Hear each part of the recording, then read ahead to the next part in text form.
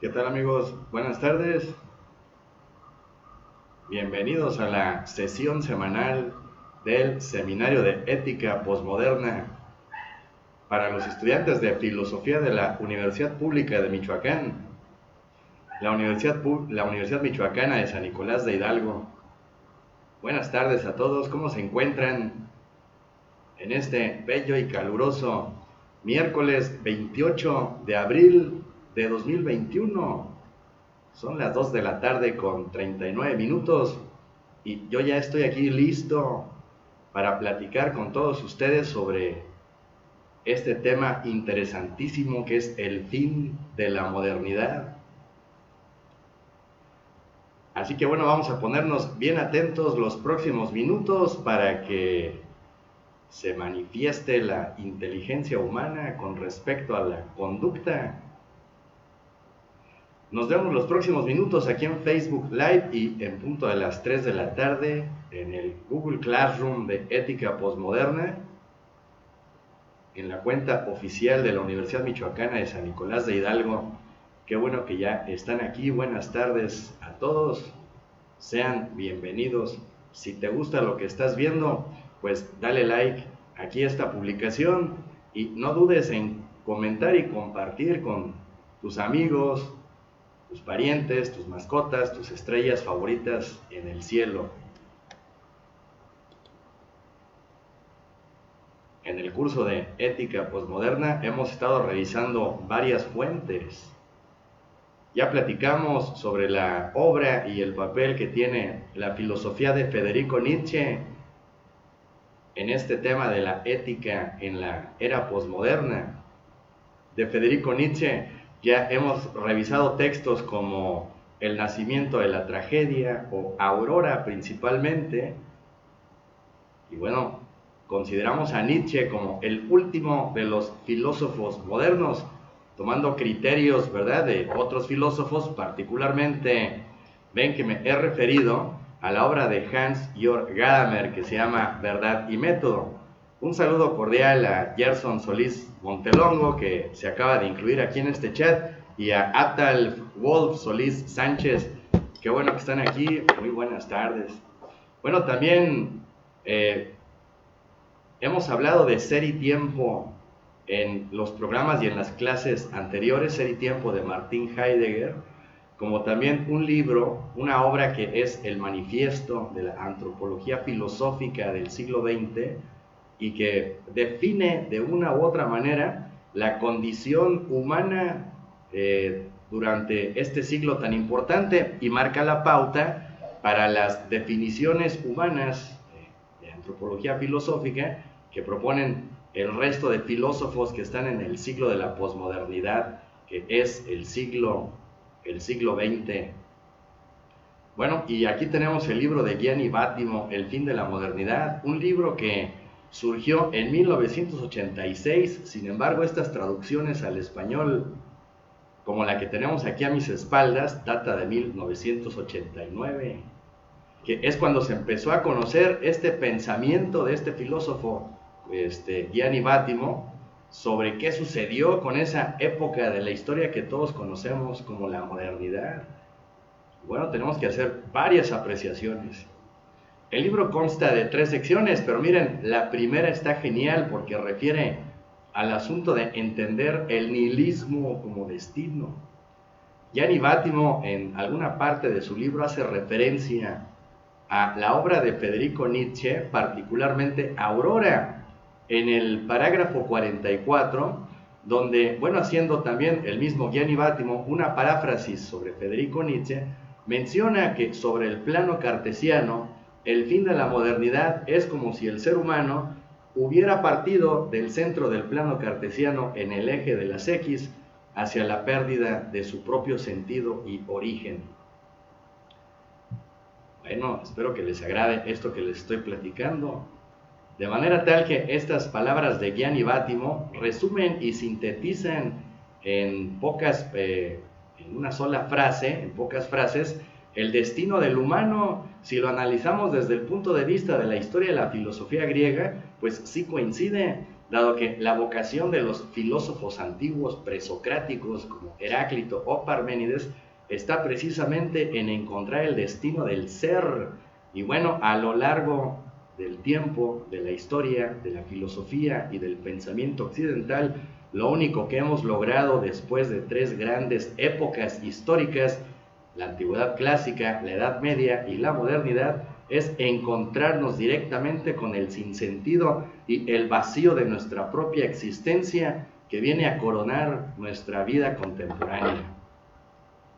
Ni más ni menos que eso es entender el nihilismo como destino. Y bueno, les envío saludos cordiales a RG Claudia y a David Rojas, igual a Melina Miranda. Nos vemos en un rato más ahí en el Google Classroom.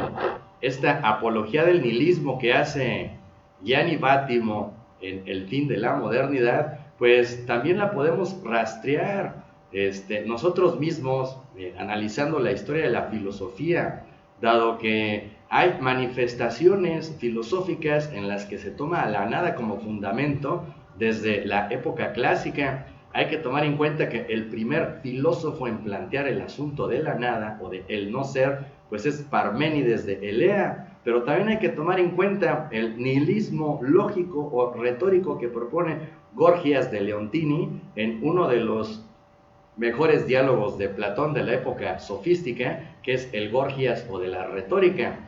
Ahí tenemos un nihilismo lógico, a diferencia del nihilismo ontológico que pudiera haber en la obra de Parménides de Elea. Asimismo, pues también podemos observar rasgos nihilistas en la obra de Séneca, de la brevedad de la vida, ¿verdad? Y de la misma manera en los místicos medievales. Así que el nihilismo tiene una amplia trayectoria, tanto vertical como transversal, según las materias filosóficas en las que se aplica: la lógica, la metafísica, la ontología, la estética, en fin. Bueno, pues a eso nos referimos con la apología del nihilismo. Y finalmente, otro de los aspectos de esta primera parte del libro del fin de la modernidad es la incidencia que hace el autor italiano Gianni Vattimo sobre la crisis que tiene el humanismo, sobre el cual fue fundada toda esta época conocida como la modernidad. Ese humanismo del siglo XV y del siglo XVI, ¿de dónde quedó? Esa idea de poner al hombre al centro del universo y en el puente de mando de toda la eternidad, pues ¿a dónde quedó? En las épocas actuales, donde más bien, en lugar de vivir la parte bonita y el premio de la modernidad, estamos viviendo los epígonos y los epílogos catastróficos de esta época de la humanidad, y pues que sin duda el ser humano debe plantearse una corrección, una redirección de su origen, evolución y destino. Oigan, qué buena onda. Gracias por estar aquí esta tarde calurosa de abril, pero bellísima, y bueno, todos dispuestos a estudiar ética posmoderna. Permítanme enviarle saludos a Lolis Oli, maestra, saludos cordiales, qué bueno que estás aquí. A Mazaníbal Bast también le enviamos saludos cordiales, qué bueno que me acompañan esta tarde a reflexionar sobre esta ética en tiempos de emergencia. Y bueno, también los planteamientos que yo hago aquí no solo vienen del doctor Gianni Vattimo, sino que también tangencialmente me permito citar a mi estimado maestro, el doctor Mario Teodoro Ramírez Cobian, quien a través de sus propuestas filosóficas, por ejemplo, la propuesta del realismo de Marcus Gabriel, también contribuye a pensar de otra manera el fenómeno de la posmodernidad. Saludos cordiales a todos y que sigan teniendo una excelente tarde. Muy bien, pues ya saben, si les late lo que les estoy diciendo, compártanlo, escriban comentarios, y nos vemos a las 3 de la tarde en el Google Classroom de Ética Posmoderna. Bueno, pues en la sección segunda de El fin de la modernidad, el autor Gianni Vattimo habla sobre la verdad del arte. Y bueno, la hipótesis básica es que el arte, la obra de arte, pone en escena directamente a la verdad en el momento histórico adecuado al que pertenece. Eso quiere decir que cualquier manifestación artística deja de ser más allá de una metáfora simple de la realidad que describe a su alrededor. Al contrario, según la perspectiva de este filósofo italiano, el arte pone en acto la verdad misma, históricamente determinada por las circunstancias que le rodean. Y bueno, así es como todas las expresiones artísticas reflejan de una u otra manera el contexto sociocultural, filosófico de la época, haciendo una alusión precisamente a cómo el arte en la posmodernidad, que es el arte posterior a la Segunda Guerra Mundial, pues sufre toda una fragmentación y un desbarajuste terrible que indican que esos logros que la modernidad buscaba realmente se fueron por otro lado. Bueno, otro apartado de la segunda sección de El fin de la modernidad es la muerte o crepúsculo del arte, ya que el arte, pues de alguna manera tiene sus propósitos bien definidos en el inicio de la época moderna, que es la transformación directa de la realidad humana, pues para emular no nada más ni nada menos más que el mismo orden universal. Hay que pensar tanto en la estética renacentista como en la filosofía moderna más calada del idealismo alemán. Me refiero, por ejemplo, a la monadología de Gottfried Leibniz, o en otras expresiones filosóficas a la ética demostrada según el orden geométrico de las cosas del filósofo judío Baruch de Spinoza. En la actualidad, pues vemos que el arte tiene otros propósitos muy distintos que aquellos que se propusieron hace 400 o quizás ya 500 años. Y bueno, por si fuera poco, hasta la palabra misma, que es la encargada de poner en acto la verdad en el juego estético que presenta la obra de arte, la misma palabra poética ya se ha tergiversado, ya ha pasado a otros planos en los que ya no se necesita ni la metáfora, ni las figuras literarias clásicas como el hipérbaton o la sinécdoque. Vayan ustedes a ver qué figuras más estéticas el lenguaje, y que en la actualidad pues se convierten más bien en expresiones directas de los impulsos instintuales humanos. La palabra poética se fue de vacaciones como epígono de la modernidad. Y bueno, un aspecto más de la segunda sección de El fin de la modernidad es la diferencia entre ornamento y monumento. Y bueno, básicamente podemos entender cómo la modernidad, que es la época en la que supuestamente los seres humanos superan el periodo de obscurantismo heredado por la Edad Media, y bueno, esta búsqueda de poner al ser humano en la pirámide de la creación humana lleva a considerar las primeras obras monumentales de la modernidad. Todo eso se ha degradado, ya que el ser humano camina en la propia búsqueda de sus valores, pero al mismo tiempo degradando su propia conexión con lo esencial. Así que en la medida en que avanzamos hacia el futuro y olvidando el pasado, olvidamos asimismo la conexión con los valores metafísicos que algún día nos sustentaron, y convirtiendo todo tipo de expresión monumental en un simple ornamento, en una mera simulación de la realidad. Vaya, así es como entiendo la forma en que bebía la gente de la antigüedad y conservaba un vaso de barro por varias generaciones o varios años en la misma casa, y ahora la gente usa varios vasos de unicel en el mismo día.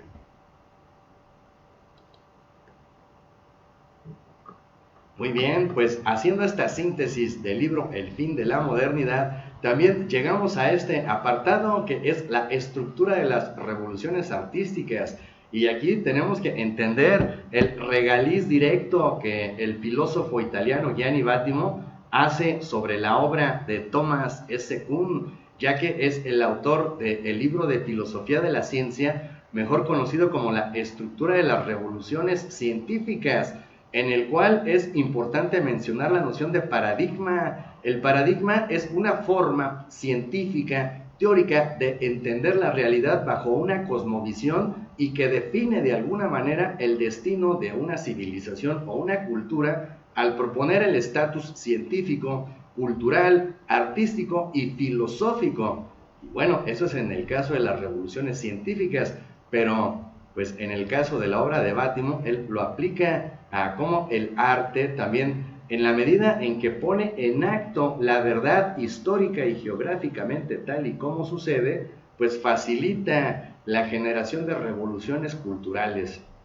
Bueno, pues aquí está el ejemplo de este grafitero inglés, mejor conocido como Banksy, que ha logrado revolucionar la técnica del graffiti y que, bueno, va desde lo más rebelde y urbano, pues hasta lo más frívolo y hasta lo más capitalista, como es vender estos grafitis en las mejores galerías de arte alrededor del planeta. Muy bien, ya llevamos un buen rato estacionados sobre la atmósfera del estado de Michoacán y platicando sobre el tema del día de hoy, el fin de la modernidad.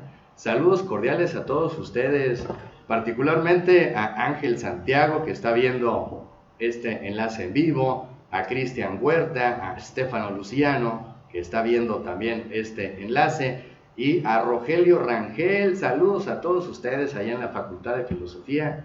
Ojalá que ya pronto nos podamos ver directamente en un salón de clases y bueno, continuar con estos estudios tan interesantes para nuestra vida. Por último, ya hacia el final de este texto excelente de Gianni Bátimo, tenemos propiamente lo que es el fin de la modernidad.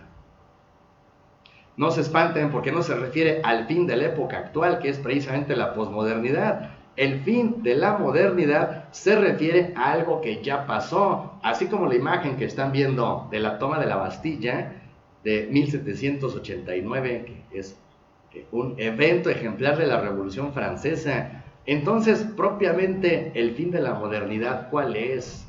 El fin de la modernidad, pues, es este fin que de alguna manera ya pasó, porque nosotros en la actualidad ya estamos en la época que se llama postmodernidad. Y bueno, tiene que ver con el finiquito de todo el paradigma científico, artístico, religioso y filosófico propuesto por los seres humanos, pues alrededor de finales del siglo XV y principios del siglo XVI. Y bueno, por otro lado, el concepto de modernidad, pues si termina, digamos que en épocas aciagas, pues también tiene que ver con su origen en la Edad Media. El primer filósofo en sugerir el término modernus en sus obras fue San Agustín de Hipona, quien es el primer filósofo en definir al ser humano como subjectus modernus, es decir, el ser humano es un ser que está sujeto al modo de ser de su época en la que vive.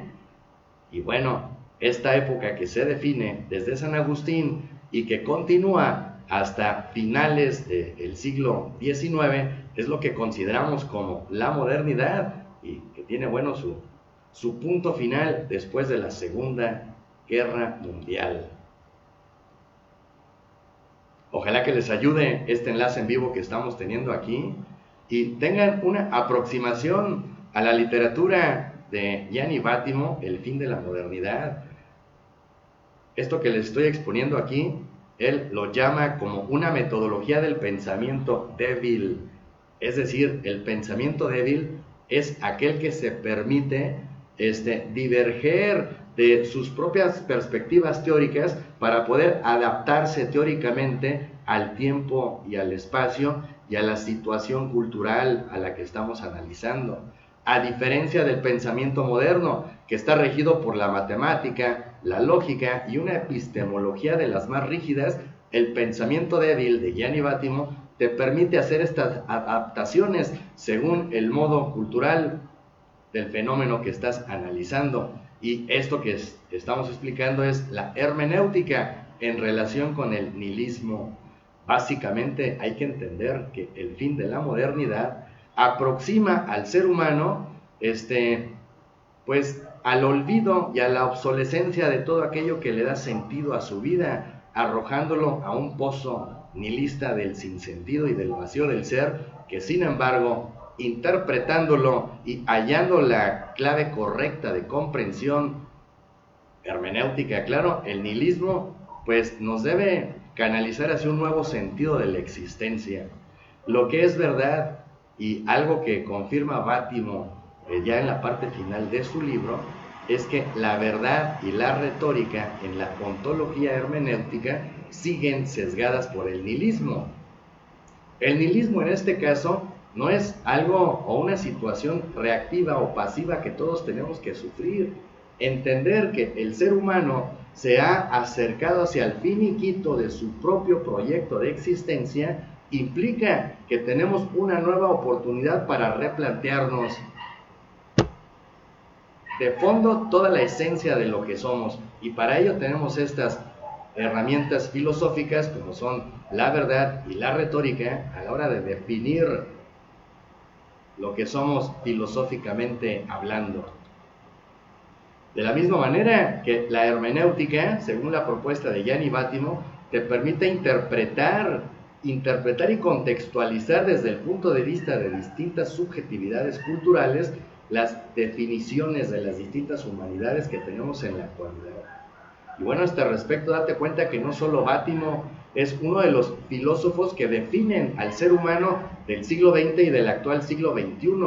Así como Bátimo, también tenemos el ejemplo de Michel Foucault, que define un sujeto vigilado por el Estado, o el sujeto evanescente de Emmanuel Levinas, el sujeto estructuralista o postestructuralista del psicoanálisis lacaniano, así como por ejemplo el sujeto descentrado que es descrito por Hans-Georg Gadamer. Bueno, todas estas formas de subjetividad postmoderna, incluyendo al sujeto nihilista, al sujeto postmoderno de Gianni Bátimo, pues comparten junto con el Serain, el Dasein de Martin Heidegger, pues la herencia de la filosofía postmoderna.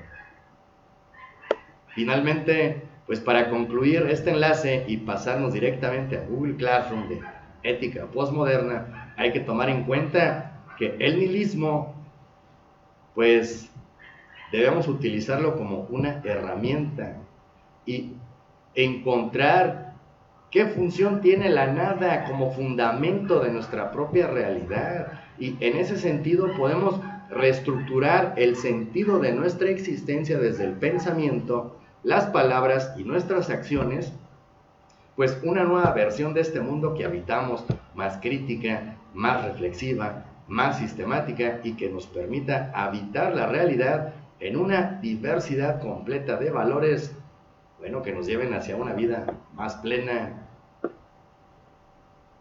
¿Ustedes qué piensan? Bueno, pues muchas gracias por haber estado conmigo el día de hoy. Ha estado muy interesante este enlace en vivo. Reciban todos saludos cordiales. Nos vemos en unos minutos más en el Google Classroom Ética Postmoderna. Por mi parte es todo. Nos vemos la semana que entra aquí en Facebook Live. Síganme en mis redes.